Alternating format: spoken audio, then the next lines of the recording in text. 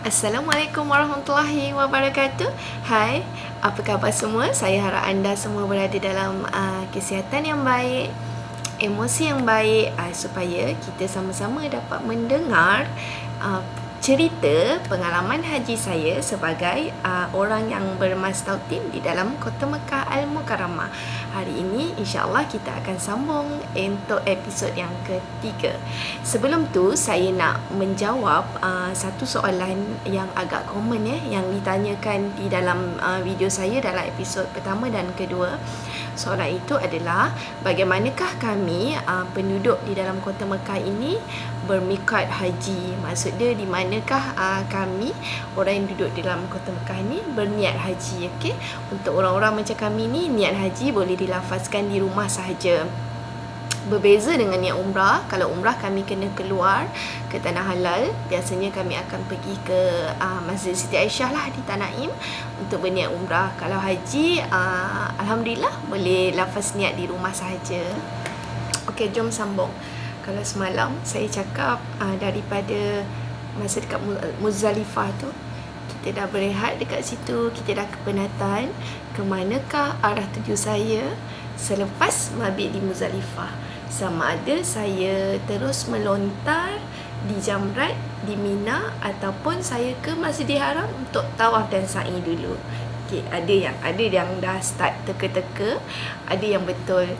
Apa yang betul iaitu selepas di Muzdalifah, saya biasanya akan memilih untuk tawaf dan sa'i dulu. Jadi daripada Muzdalifah tu kami terus pergi ke Masjidil Haram untuk tawaf dan sa'i haji. This is kalau daripada Muzdalifah kita dah rehat, tapi sebenarnya untuk cover satu hari wukuf di Arafah tu kita dah start rasa exhausted. Masa ni badan dah rasa sakit-sakit, penat-penat, sebab yelah kan satu hari kita menempuh perjalanan haji tu. Kalau dekat Muzdalifah nak ke Masjidil Haram ni dah biasanya dah melebihi separuh malam lah. Dah agak lewat. So journey tu dah lebih dah almost 24 hours lah kita berjalan buat kerja-kerja haji ni. Untuk orang yang macam saya ni yang kurang stamina, bukan orang yang fit lah orang kata memang ia adalah satu benda yang berat lah yang agak kepenatan lah, exhausted untuk saya. Daripada Muzdalifah ke Masjidil Haram kita kena menempuh lagi satu perjalanan ataupun lagi satu ujian untuk mencari public transport. Okey, bukannya senang nak cari public transport. Satunya you kena keluar lah daripada Muzdalifah tu macam biasalah. Keluar, macam mana nak keluar? Naik kaki, jalan kaki. Kita jalan kaki, kita keluar daripada Muzdalifah. Kita kena cari tempat-tempat yang ada taksi ke any kind of public transportation yang kita boleh ambil untuk ke Masjidil Haram. Okay? Muzdalifah ke Masjidil Haram ni taklah sejauh daripada Arafah atau ke Muzdalifah. Dia agak dekat sikit lah. Kalau tak silap saya dalam 6 ke 7 km lebih kurang juga sebenarnya daripada Arafah ke Muzdalifah. Tapi jalan dia untungnya kami di sini kita dah familiar dengan jalan-jalan di sekitar Mekah ni lah, sebab ini tempat kami menetap. So that kalau kita tak dapat public transport tu, kita kena buat apa? Kita kena jalan kaki ke Masjidil Haram. But itu adalah panorama biasa yang kita nampak pada musim haji. Di tepi-tepi jalan, di border-border jalan, ataupun sepanjang perjalanan untuk manasik haji ni, memang sentiasa ada orang, sentiasa ada jemaah yang berjalan. Ada yang kepenatan, yang tak tahan, memang kat tepi jalan ke dia akan tidur je, ambil apa-apa yang ni memang tidur. Saya pernah hampir tersepak lah kan. Kita pun penat, jalan pun tak tengok betul-betul, tiba-tiba jalan-jalan nak tersepak orang yang tidur dekat tepi jalan. Dia pun berselubung semua dengan kain ihram. Kita pun dah tak tahu kan, tak nampak tak perasan sangat. So nasib baiklah. So kena hati-hati. Okay? Keluar pada Muzdalifah tu nak ke Masjidil Haram. Macam saya ni sebenarnya bukannya orang yang ingat sangat jalan tu. Nasiblah pergi dengan suami kan. Walaupun saya dah banyak kali lalu kat jalan tu. Tapi pada orang yang macam saya ni, yang kalau drive tengok Waze pun boleh sesat kan. Kita rasa tempat itu dah bertukar jadi satu tempat yang lain. Contohnya kalau bukan musim haji, Muzdalifah, Arafah tu satu tempat yang tak penuh dengan manusia. Tapi pada musim haji, tempat-tempat ini dipenuhi dengan jutaan jemaah. So saya tengok ia satu pandangan yang berlainan lah daripada hari-hari normal biasa. Biasa kami akan jalan dulu menghala ke Masjidil Haram dan tahanlah public transport untuk pergi. Saya masih ingat lagi dalam saya keletihan nak cari public transport ni, walaupun dah rehat dekat Muzdalifah, still rasa exhausted, penat, ikut je lah kan suami guide untuk pergi ke Masjidil Haram. Saya nampak orang minum air Pepsi panas-panas, walaupun dah tengah malam masa tu dia masih panas lagi. Still panas lah, tak adalah rasa macam sejuk. Angin pun angin yang berbahang lah kan, bukannya sejuk berangin, tak rasa sangat lah macam tu. Lepas tu saya nampak orang minum air Pepsi. Teringinnya air Pepsi macam dahaganya masa tu. Walaupun dah minum air, tapi sebab tengok orang minum air Pepsi tu macam rasa sedap kan. Saya jalan depan sikit, saya nampak orang sedekah air Pepsi. Air Pepsi pun buat sedekah masa musim haji. So saya pun ambil lah, happy. Benda-benda kecil macam tu, saya rasa dia, bila kalian dengar, mungkin kalian rasa ia adalah mungkin perkara yang kecil. Tapi pada saya yang masa tu, masa tengah buat haji ni, benda-benda yang kecil tu kita akan ingat. Sebab kita rasa dia satu momen-momen indah sepanjang kita buat haji. Bukan maksud dia kita lalui benda-benda yang macam tu kan. Tengok orang minum air Pepsi dengan penuh kesedapan pun kau boleh teringin. Rasa teringin dia teringin sangat. Tiba-tiba jalan depan sikit ada orang sedekah air Pepsi. Dah pas dekat depan muka. Nah, ambil air Pepsi, cecok. Wow, terus ambil macam, ya Allah, kau mendengar doa aku ketika ini. Macam tu pun kita rasa macam touching, kita rasa macam momen indah kan. Lepas tu jalan ada pengalaman daripada Muzdalifah ke Masjidil Haram ni quite interesting jugalah.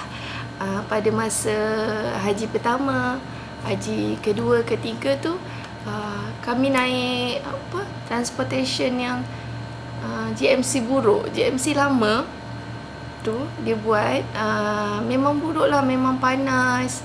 Lepas tu dia nak ambil orang penuh-penuh, nak juga penuhkan GMC tu baru nak jalan. So rasa macam kan, tapi bila dah penat kan, tak kisahlah, duduk je lah dalam GMC tu. Kereta buruk tu walaupun rasa pack, asal tak nak jalan lah, asal nak duduk je kat situ. So pengalaman pertama tu saya Rania dengan beberapa orang rakan haji yang kalau tengok episod yang sebelum ni saya ada tunjukkan sikit gambar, ada reveal sikit siapa rakan haji saya ketika itu yang ambil gambar teluri kambing tu, yang bahagia sedang bergambar teluri kambing tu. Okay, kita orang naik GMC buruk ramai-ramai dan kami orang wanita, para wanita dan anak-anak ni berhimpit dekat dalam GMC tu. Orang lelaki duduk dekat bahagian belakang, dia punya pintu yang belakang bahagian boot tu dia buka, so that kaki boleh juntai kat luar menikmati panorama. That's happened to us lah. Untuk haji yang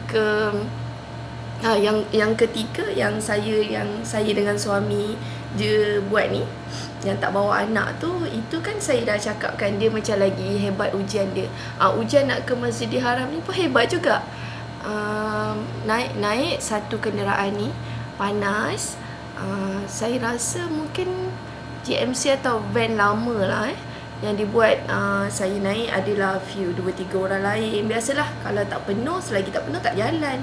Nak penuh dia tu bukan seat sampai orang berdiri kat belakang, orang naik kat atas van.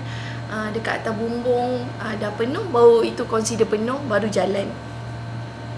So that lama perjalanan dia tu, menempuh dengan orang dekat dalam tu marah-marah, tengking-tengking driver. Sebab apa? Kita bayar driver untuk ikut routes lagi satu. Tapi driver tu jalan masa musim haji ni is unexpected. Kadang-kadang polis sekat kat sini, polis sekat kat sini kan. Jadi bila kita nak masuk Masjidil Haram ni, dia ada banyak sangat jalan masuk. Dia jalan ikut routes dia, sama ada you nak ikut yang dekat depan Safwa tu ke, ataupun akan pusing jauh sikit dekat area Misfalah kan. Ada banyak kawasan nak masuk. So kami memilih kenderaan ni untuk masuk di bahagian Masjidil Haram berdekatan dengan Safwa Tower tu lah. Kalau tak pun dekat bahagian tunnel bawah tu, so that kami boleh naik je atas tu, bersihkan diri dan terus pergi tawaf dan sa'i. Malangnya hari tu, masa kereta kami nak lalu pergi ke jalan tu polis tak bagi masuk, polis block. So that apa yang driver ni buat, dia kena pusing jauh dan kena drop kami. Dia kata dekat area Misfalah. Masalahnya siapa-siapa yang pernah datang umrah, kita tahu kan area Misfalah ni area macam mana. Yang pada saya sangat pack lah, sangat susah lah kita nak masuk, dan agak jauh, nak kena berjalan pergi ke Masjidil Haram kalau kita berhenti kat situ. Bila driver ni tukar routes kan, orang-orang yang naik ni mostly orang-orang tempatan Mekah yang tahu jalan-jalan kat Mekah ni marah.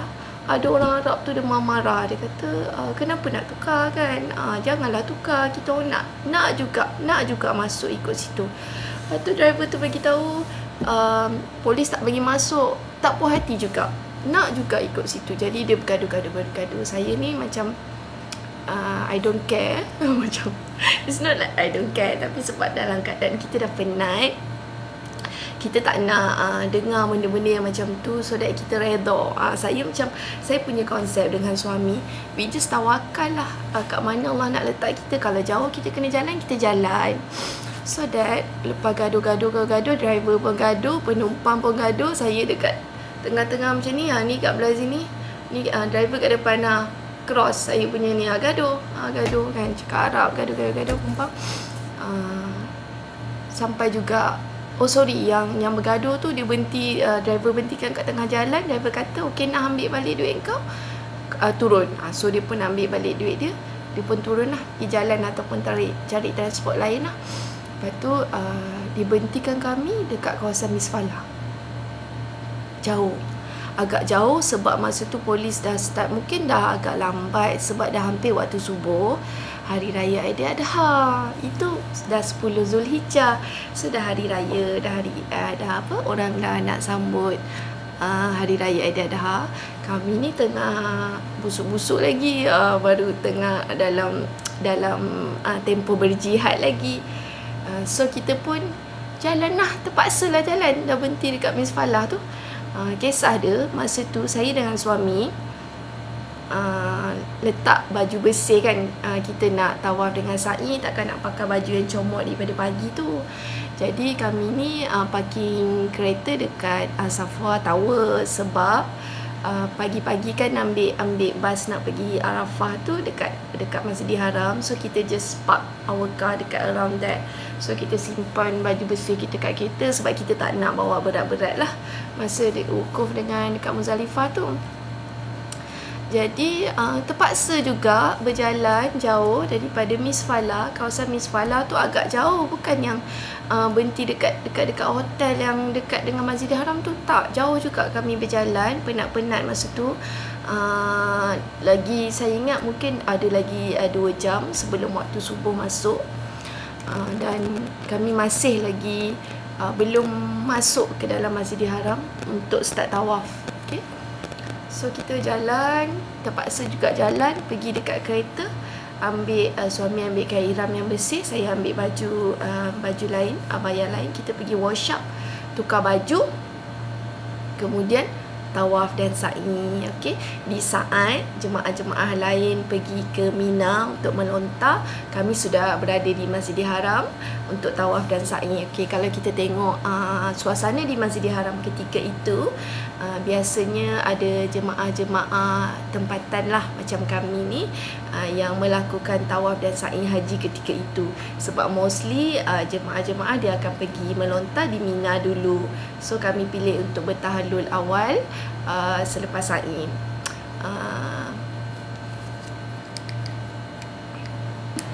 Okay, kami pun start tawaf dengan sa'i. Saya ingat masa saya bawa Rania tu, masa zaman tu stroller tak boleh bawa masuk ke Masjidil Haram lagi. Jadi memang kita tawaf dengan sa'i tu, suamilah dukung dia sambil tawaf dan sa'i. Sepanjang-panjang saya bersa'i haji ni, saya rasa sa'i haji ni berat lah sebab kita dah penat. Lepas tu kena pula bersa'i. Sa'i tu kalau dah biasa buat umrah, buat orang yang dah buat umrah dia tahu kan macam mana sa'i ni. Jauh juga kan nak ulang alik pada Safa ke Marwah tu. Saya selalu masa sa'i ni rasa macam minta nyawa. Penatnya, ya Allah, rasa nak mengangkat pun ada. Rasa macam Astaghfirullahaladzim, penatnya duk istighfar cepat banyak. Kena habiskan. Takkan nak naik wheelchair pula. Boleh naik wheelchair, tak haram pun kan, dibolehkan. Tapi bila kita rasa kita masih lagi mampu, walaupun kepenatan, masih lagi mampu berjalan, jadi kita nak juga berjalan. Banyak break lah, rest. Sa'i, jalan-jalan, lepas tu rest kejap, minum air zam-zam sampailah selesai. Bukan lama jugalah nak selesai slow-slow. Tak apalah, kita ambil masa, take our time. Keadaan Masjidil Haram pun masa tu tak terlalu pack lah. So tak ada masalah, kita nak ambil masa. Tapi pagi tu merupakan hari raya Aidiladha 10 Zulhijjah. So bila kalau kita terlambat sikit, dah start nak dekat-dekat waktu subuh tu, orang-orang tempatan yang tak buat haji ni, mereka dah masuk Masjidil Haram untuk solat sunat hari raya. So kalau kita nak buat macam ni, kita kena plan, kita kena make sure kita kena keluar daripada Masjidil Haram, kawasan Masjidil Haram ni, sebelum polis blok untuk sebab jemaah yang nak datang solat sunat hari raya tu dah ramai. Biasanya dia datang daripada start waktu subuh lah. Inilah yang terjadi kepada kami masa saya dengan suami saja buat haji berdua tu. Okay, yang tahun yang saya bawa anak tu smooth, Alhamdulillah. Kami dapat selesaikan sebelum agak lambat jugalah waktu subuh tu. Jadi sempat rest, sempat break, makan-makan dulu dan balik. Tapi yang ketiga, saya dengan suami ni dah lambat. Saya cakap tadi, driver tu berhenti kat kawasan Misfala. Kami kena jalan lagi jauh. Kami sa'i, bila tengah sa'i tu dah azan subuh. Habis sa'i tu, habis sahaja sa'i, lepas tahallul kan, lepas kita tahallul, kita bertahallul dulu a few minutes sebelum azan subuh. Jadi ketika itu kita nak keluar masjid pun orang dah ramai. So kita memilih untuk duduk di dalam masjid, tunggu sehingga habis solat subuh lah. Saya ingat ketika itu masa kita menunggu tu kepenatan, tertidur dekat tepi tu. Saya ingat saya tunggu dekat kawasan sa'i lah masa tu dengan suami. Suami kata tak apalah, kita rest dulu kat sini, lepas solat jemaah subuh ni baru kita keluar. Saya ingat saya ambil lah saf dengan a few orang perempuan tempatan yang saya tengok daripada dia punya riak macam kita tahulah dia pun sama-sama buat haji, sama-sama kepenatan. Ada perempuan dengan saya pun, bila masa nak solat subuh tu, saya ke belakang lah. Suami cari saf lelaki di depan, saya ke belakang. So saya solat satu row dengan geng-geng lokal yang buat haji ni lah. Lepas tu masa tu semua penat, solat subuh dalam keadaan yang exhausted, kepenatan, semua kepenatan. Satu row saya tu saya tengok kepenatan. Sampailah masa sujud rakaat kedua solat subuh, orang yang dekat sebelah saya tu tak bangun-bangun. Dia terus sujud je, tak bangun-bangun. Saya macam, nervous juga kan dia ni kan. Masa tahiyat akhir tu kita macam